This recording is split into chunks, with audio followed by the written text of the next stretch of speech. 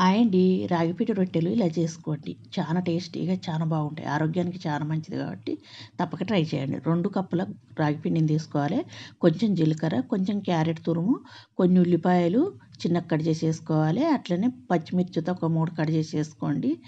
కొత్తిమీర, కరివేపాకు చిన్నగా కట్ చేసేసుకొని 2 టమాటాలు మిక్సీ పట్టుకొని మనం జ్యూస్ వేసుకోవాలి. వేసుకున్నాక అంతా కలుపుకొని కొన్ని కొన్ని వాటర్ వేసుకొని దాన్ని ఒక ముద్దలాగా మనం కలుపుకోవాలి. మెత్తగా కలుపుకొని ఇప్పుడు కొంచెం కొంచెం చిన్నగా తీసుకొని మనం ఒక క్లాత్ విన కానీ కవర్ విన కానీ బటర్ పేపర్ విన కానీ దీన్ని ఇట్లా చేసుకోవాలి. చేసుకొని మనం పెనం పెట్టుకొని దానికి కొంచెం ఆయిల్ వేసి రొట్టె అన్నది మనం దాని మీద వేసుకొని 2 వైపులా మంచిగా ఎర్రగా కాల్చుకొని తీసుకోవాలి.